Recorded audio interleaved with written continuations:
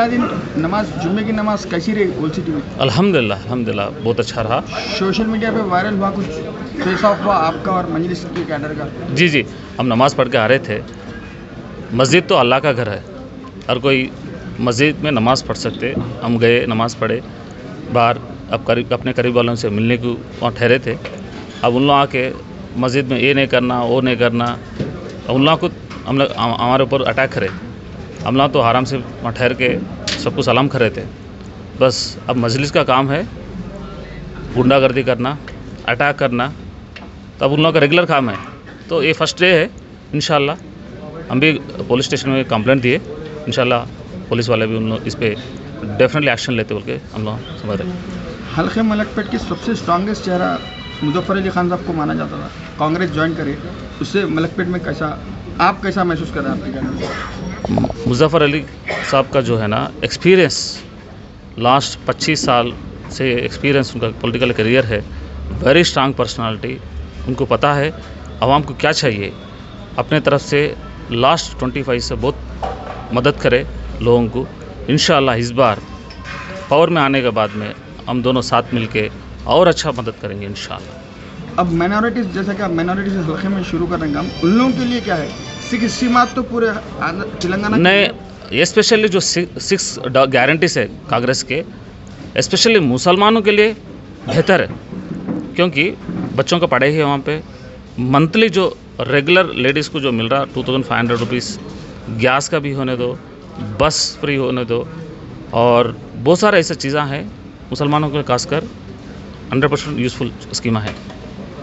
और developments old city में अगर लास्ट 15 साल से कुछ डेवलपमेंट नहीं है, तो इंशाअल्लाह नेक्स्ट 5 ईयर्स ज़बरदस्त डेवलपमेंट करके दिखाएंगे इंशाअल्लाह। पिछली बार के सेकंड रनर अप रहे, आपके 30,000 फॉलोअर्स, वोट बैंक आपका अभी भी है, फिर आप टीडीपी से कांग्रेस ज्वाइन करें, उस पर आपका क्या बात? देखिए, टीडीपी में मैं 37 ईयर से वाबस्ता था, लेकिन 5 साल से 18 का इलेक्शन जिस हिसाब की बोकसिंग वगैरह हुई, उसके बाद मैं 30,000 वोट लेके भी मैं सेकंड पोजीशन रनर रहा।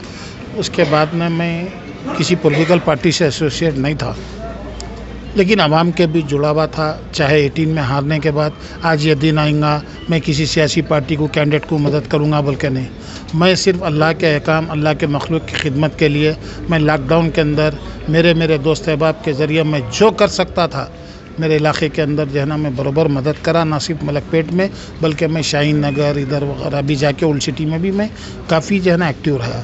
उससे हट के बाद मदरसे वाले, मसाजिद वाले रिनोवेशन के लिए, बच्चों को हुफ़ाज़ बच्चों के लिए टीन शेड में पानी आ रहा हाल बोले, मैं जो कर सकता था उसमें मैं जुड़ा हुआ था। मेरे अपने ज़ाती ज़िंदगी की मसरूफियात से हट के जो अल्लाह के मखलूक की खिदमत करना है मैं उसमें बराबर जुड़ा रहा। कुछ ऐसे हालात बन के आए हिंदुस्तान में इस वक्त, ये मैंने हिंदुस्तान के 22 करोड़ मुसलमानों को एकजुट होकर आने वाले दिनों में एक नई कांग्रेस बोलूँगा मैं, जो राहुल गांधी साहब की लीडरशिप में, खरगे साहब की लीडरशिप में एक उठी, एक नौजवान क़ायद जिस अंदाज में आवाज़ दे रहा कि दिलों को जोड़ो, नफ़रत के बाज़ार को ख़त्म करो, मोहब्बत की दुकान को खोलो, और जो आरएसएस के ख़िलाफ़ उनके ट्वीट, उनके बयानात, फ़लस्तीन में के इशू के ऊपर राहुल गांधी जी का सबसे पहला हिंदुस्तानी है जिसने ट्वीट किया, इजराइल के बम्बार्डमेंट को कंडम करे, 2 स्टेट की बात करे, इजराइल और फ़लस्तीन की। ये सारे चीज़ों को देख के, स्पेशली 3 महीने पहले कांग्रेस का जो रिज़ल्ट रहा कर्नाटक का, जो मुसलमान जेडीएस को वोट दे के वहाँ हमेशा 30-35 सीटें जिता के ला रहा था, जिसकी वजह से बीजेपी से उन्होंने सपोर्ट करके भी चीफ मिनिस्टर बने थे। अब के मुसलमान दानिशमंदी का सबूत दिया, यही बीआरएस, टीआरएस और असद साहब जाके जेडीएस को वोट दो बोले, लेकिन मुसलमान वहाँ पे को मालूम था कि हम गवर्नमेंट आएंगी तो ये बीजेपी के साथ जाएगा, एकजुट होकर कांग्रेस को दिए। आज आप देखिए जो है ना जो गारंटीज़ दिए वो पूरे कर रहे, और अमन के साथ वहाँ पे माहौल कर्नाटक के अंदर बना हुआ है, खुशी का आलम है। मैं तेलंगाना के मुसलमानों से भी ये अपील करूँगा कि आप इस बीआरएस को मत दीजिए। अगर हम गवर्नमेंट ये आएंगी तो आज मैं लिख लीजिए ये बात कि सबसे पहला दिन रिजल्टों की लीड के संगत उन्हें बीजेपी से बात करेगा और बीजेपी अलायंस में गवर्नमेंट बनाने की कोशिश करेगा। तो मुसलमान एकजुट होकर कांग्रेस को वोट देना चाहिए। आज वक्त का तकाजा है। मैं अपने दिल की आवाज़ सुन के जो है ना बहुत सोच समझ के मैं ये नतीजे को पहुंचा कि मेरे को निकलना चाहिए, कांग्रेस के लिए काम करना चाहिए, हिंदू मुस्लिम भाईचारगी एकजहती के लिए और सेकुलरिज्म की बका के लिए, कॉन्स्टिट्यूशन को बचाने के लिए आगे आना चाहिए बोल के मैं निकला। और इंशाल्लाह मेरे चाहने वालों से मैं अदबन गुजारिश करूंगा कि एक चेंज लाइए। 15 साल हो गए, आप एक बार शेख अकबर को, मेरे दोस्त को वोट दे के कामयाब बनाइए।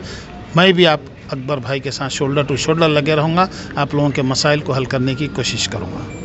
आप ये सियासी दुनिया के बहुत बड़े माहिरीन माने जाते हैं, आपकी बहुत ज़माने से पकड़ है।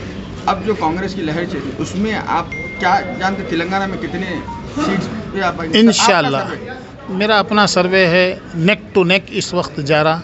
इंशाल्लाह जितना जितना राहुल जी आते जाएंगे, प्रियंका गांधी, खड़गे मैडम, और आखिरी के दौर में जो आखिरी के 4-5 दिन जो बचे हुए लास्ट, क्योंकि पोल इलेक्शन हमारे पास है, तो जब पूरी कांग्रेस ताकत के संगत सेंट्रल लीडरशिप, चारों चीफ मिनिस्टर्स यहाँ उतर देंगे, बहुत बड़ा वेव आएगा, बहुत बड़ा चेंज आएगा। आज भी हम इस पोजीशन में आ गए, अल्हम्दुलिल्लाह हम मेजॉरिटी की तरफ बढ़ेंगे और कांग्रेस गवर्नमेंट फॉर्म करेंगे। और ये हल्के मलक ओल्ड सिटी में जो है, ओल्ड सिटी में क्या ये कांग्रेस की लहर का इम्पैक्ट ये 7 सीटों पे पड़ेगा? इंशाल्लाह मलकपेट और नामपल्ली इंशाल्लाह इस बार कांग्रेस निकालेंगे।